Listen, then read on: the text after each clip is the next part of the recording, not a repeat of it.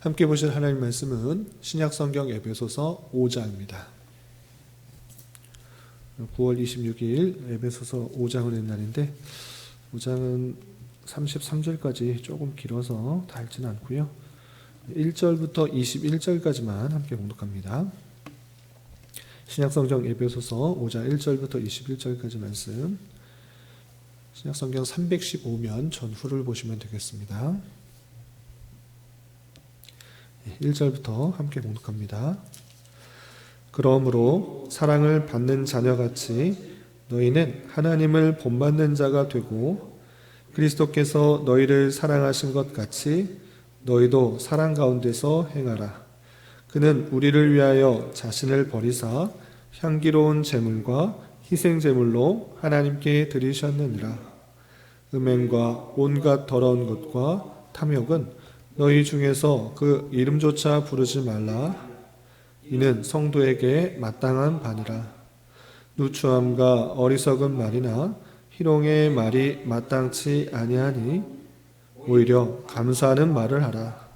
너희도 정녕 이것을 알거니와 음행하는 자나 더러운 자나 탐하는 자 곧 우상 숭배자는 다 그리스도와 하나님의 나라에서 기업을 얻지 못하리니 누구든지 헛된 말로 너희를 속이지 못하게 하라. 이로 말미암아 하나님의 진노가 불순종의 아들들에게 임하나니 그러므로 그들과 함께하는 자가 되지 말라. 너희가 전에는 어둠이더니 이제는 주 안에서 빛이라. 빛의 자녀들처럼 행하라. 빛의 열매는 모든 착함과 의로움과 진실함에 있느니라. 주를 기쁘시게 할 것이 무엇인가 시험하여 보라. 너희는 열매 없는 어둠의 일에 참여하지 말고 도리어 책망하라. 그들이 은밀한 행하는 것들은 말하기도 부끄러운 것들이라. 그러나 책망을 받는 모든 것은 빛으로 말미암아 드러나나니 드러나는 것은 것마다 빛이니라. 그러므로 이르시기를 잠자는 자여 깨어서 죽은 자는 자는데 일어나라. 그리스도께서 너에게 비추이시리라 하셨느니라. 그런즉 너희가 어떻게 행할지를 자세히 주의하여 지혜 없는 자 같이 하지 말고 오직 지혜 있는 자 같이 하여 세월을 아끼라. 때가 악하니라. 그러므로 어리석은 자가 되지 말고 오직 주의 뜻이 무엇인가 이해하라. 술 취하지 말라. 이는 방탕한 것이니 오직 성령으로 충만함을 받으라.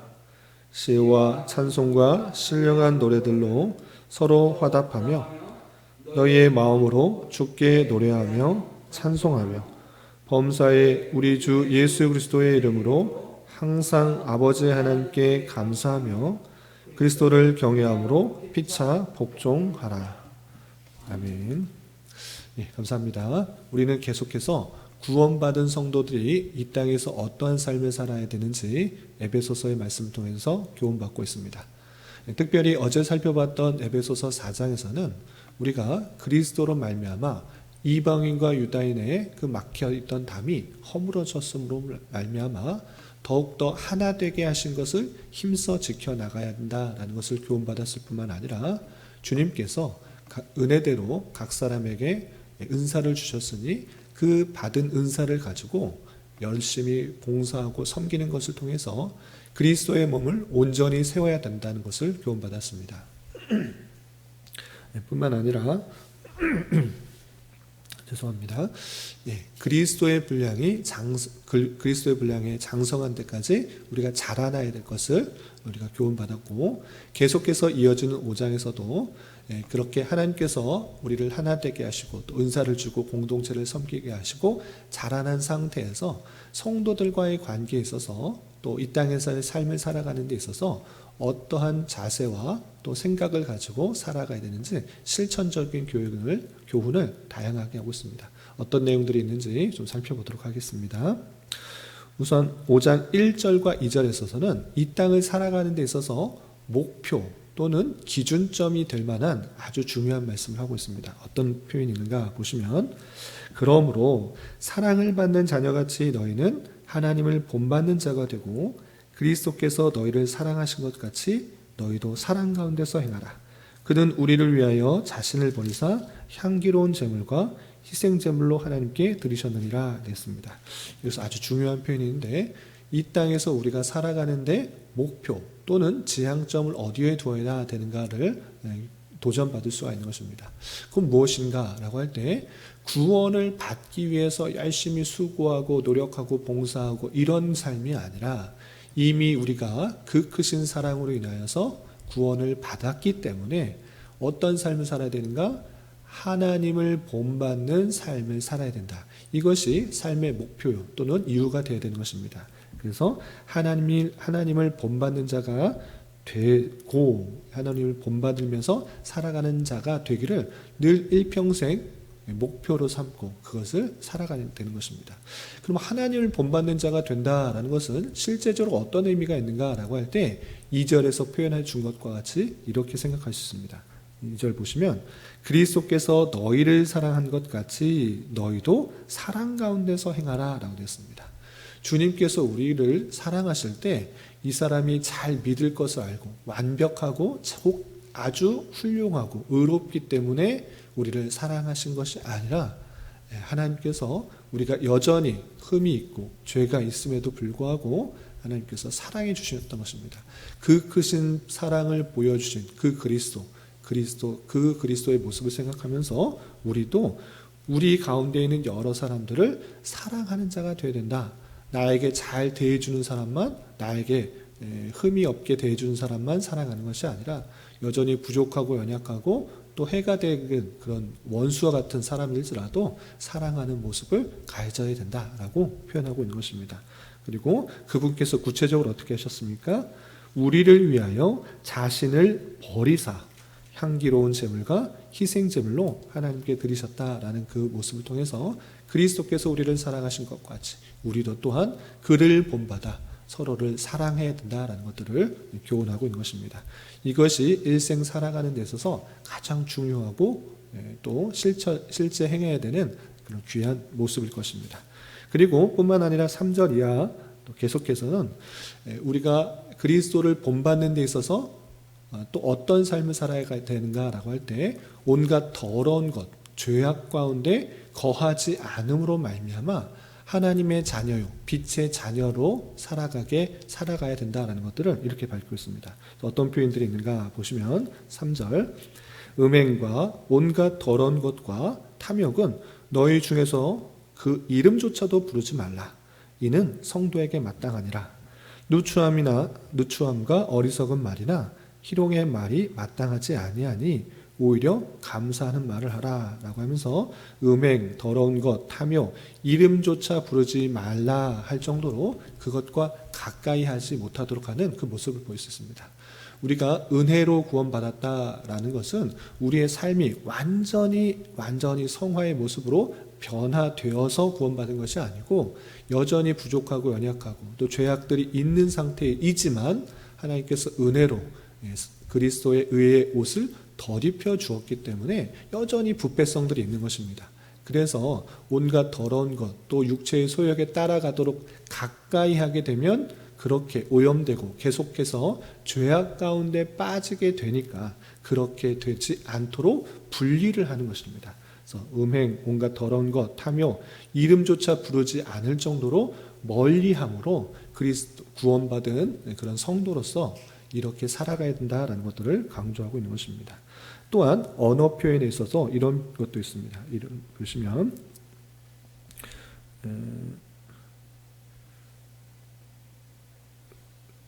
6절 보시면, 누구든지 헛된 말로 너희를 속이지 말라. 이로 말미암아 하나님의 진노가 불순종의 아들들에게 임하나니 그러므로 그들과 함께하는 자가 되지 말라라고 하면서, 헛된 말로 속이지 않도록 하는 그런 뿐만 아니라 불순종의 아들들, 또 죄악 가운데 있는 그런 타락한 사람들과 함께함으로 말미암아 우리 또한 그런 모습 가운데 오염될 수가 있고 계속해서 그 가운데 거할 수 있기 때문에 그들과 함께하지 말라. 그들과 함께 됨으로 말미암아 계속해서 죄악 가운데 있지 않도록 하는 그런 권면의 말씀을 살펴볼 수가 있는 것입니다.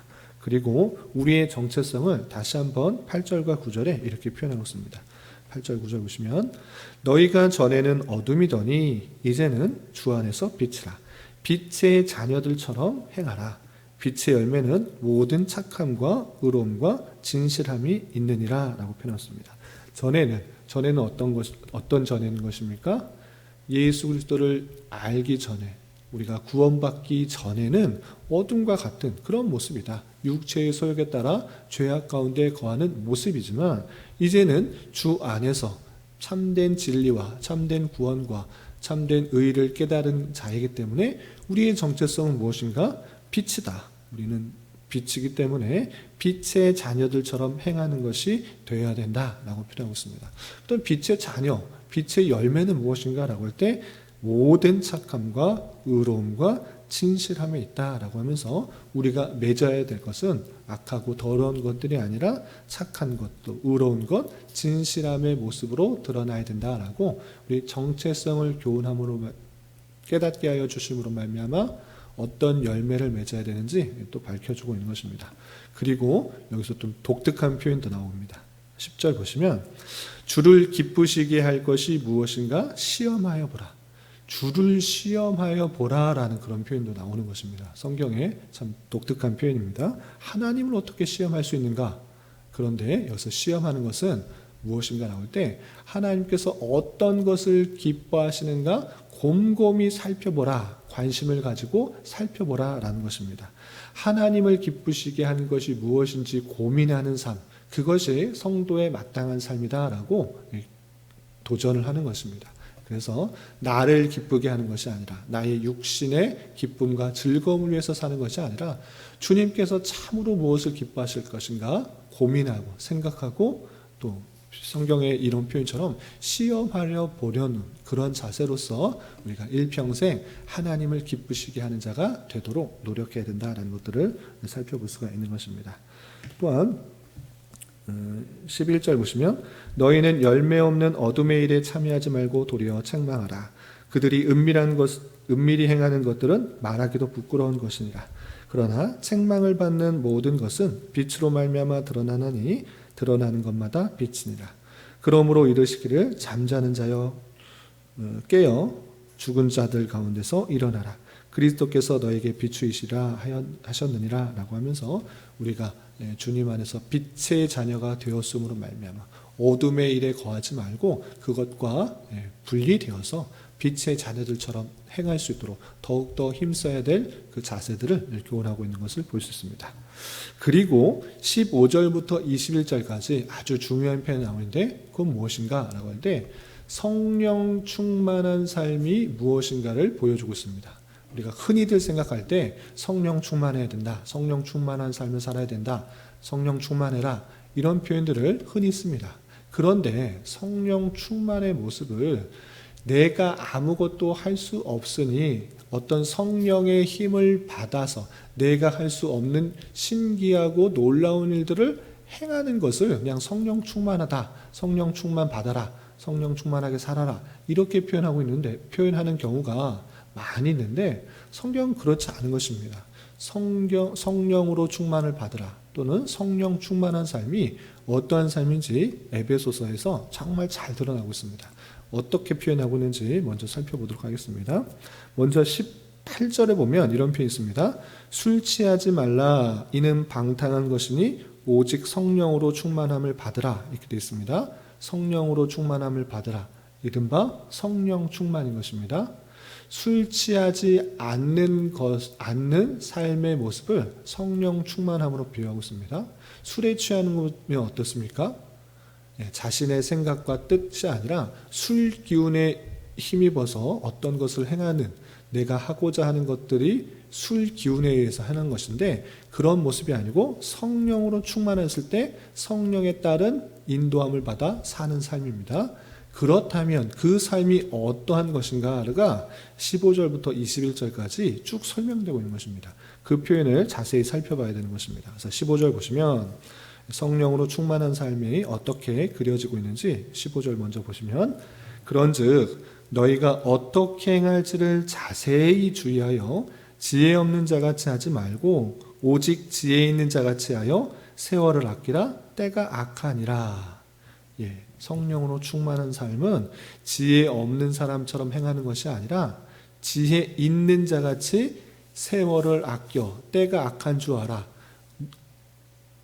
지혜롭게 지혜 있는 자까지 세월을 아껴서 내가 무엇을 해야 되는지 잘 깨닫고 행하는 삶인 것입니다. 또한 17절에 보면 이런 표현이 있습니다. 그러므로 어리석은 자가 되지 말고 오직 주의 뜻이 무엇인가 이해하라 라고 표현했습니다. 세월을 아껴서 주의 뜻이 무엇인지를 잘 살펴 내가 있는 시간과 공간 속에서 내가 하나님께서 원하시는 뜻이 무엇인지를 잘 분별하는 것, 그것이 성령으로 충만한 삶이다 라고 표현하고 있습니다. 술에 취하게 되면 내가 무엇을 해야 되는지 무엇을 하고 있는지 전혀 모르는 그냥 술 기운에 힘입어서 많은 일들을 하게 되는데 그런 것 하지 마라. 그런 걸 하지 말고 성령으로 충만한 삶을 살아야 되는데 그렇게 되면 세월이 때가 악하기 때문에 세월을 아끼고 하나님께서 원하시는 뜻이 무엇인가를 이해하고 생각하고 고민하고 깨달아 그것을 행하는 삶이 성령으로 충만한 삶, 성령 충만한 삶이다. 이렇게 밝히고 있다는 사실을 잊지 말아야 될 것입니다. 그래서 흔히들 생각할 때 내가 아무것도 할 수 없으니까 그냥 성령 충만 받아서 성령 기운으로 여러 가지 일들을 한다. 이런 1차원적인 그런 생각하는 것이 아니라 성경에서 말하고 있는 것은 지혜의 영이 성령인 줄 알아 그의 힘을 받아 사는 삶은 때가 악하기 때문에 세월을 아껴서 주님께서 원하시는 것들이 무엇인지를 잘 살펴서 그 뜻대로 행하려고 하는 것, 그것이 성령으로 충만한 삶, 성령 충만의 삶이다 라는 사실들을 잘 깨달아야 될 것입니다. 그리고 여기서 그치지 않고 우리의 삶에 있어서 또 공동체 안에서 이런 일들이 있어야 될 것을 19절 이하 21절까지 이렇게 밝히고 있습니다. 보시면 19절 시와 찬송으로 신령한 노래들로 서로 화답하며 너의 마음으로 주께 노래하며 찬송하며 시와 찬송, 여기 시와 찬송은 시편 찬송 그리고 거룩하게 구별된 그런 찬송을 말하는 것입니다. 이렇게 시와 찬송과 신령한 노래들로 서로 화답하고 교회 안에서 또 성도들 간에 그리고 개인적으로 아름답게 지어진 그 노래로 서로 화답하고 부르는 그런 찬송들이 있어야 될 것을 말하고 있고 또 20절 범사의 모든 일에 있어서 우리 주 예수 그리스도 이름으로 항상 아버지 하나님께 감사하며 어떤 일이든지 모든 일이든지 하나님께 감사해야 된다라는 것입니다.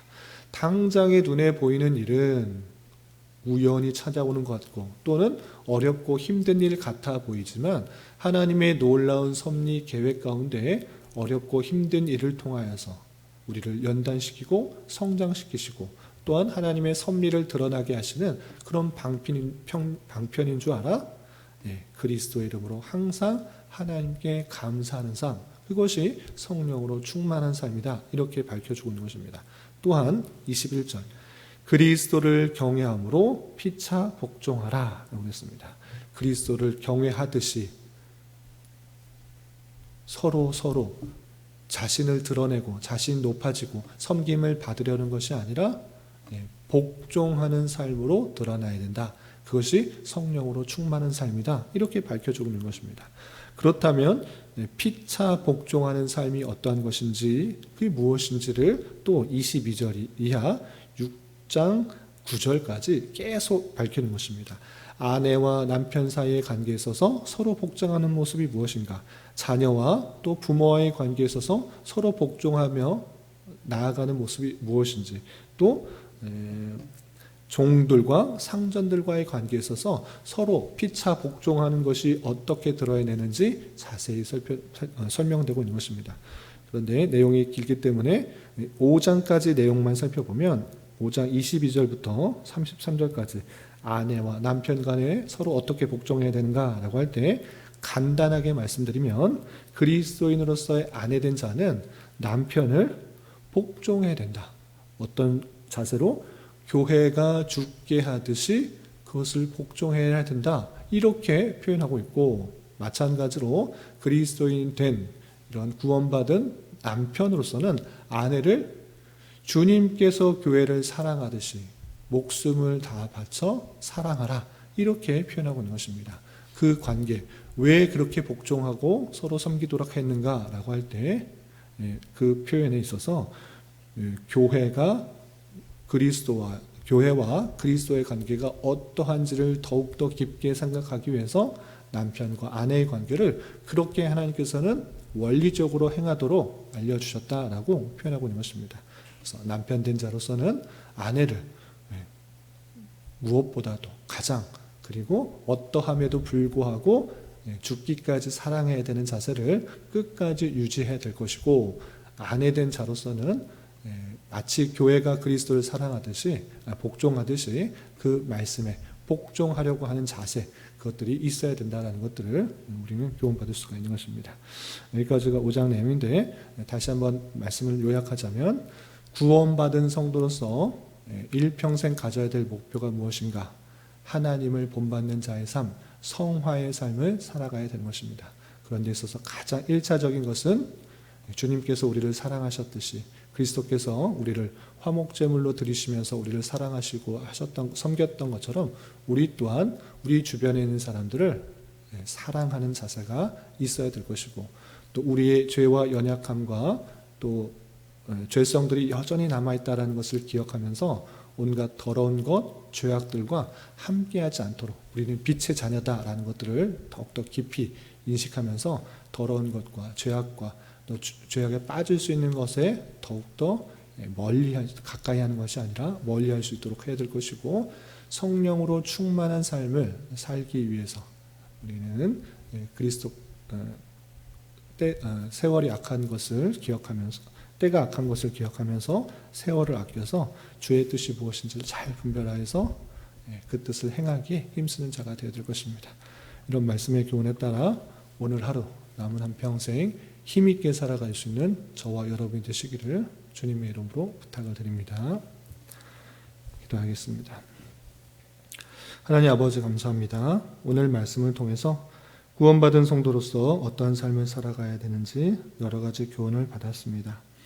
이런 말씀을 대하는 자로서 빛의 자녀들로서의 정체성을 가지고 하나님을 더욱더 본받기에 힘쓰는 자 되게 하여 주시며, 무엇보다도 그리스도께서 우리를 사랑하신 것 같이 우리도 사랑 가운데서 행하게 하여 주시고, 온갖 더러운 것들을 피하게 하여 주시며, 성령으로 충만함을 받아 세월을 아끼며 주님의 뜻이 무엇인지를 잘 깨달아 우리 주어진 자리에서 주님의 뜻을 온전히 행할 수 있는 자 되게 하여 주시옵소서.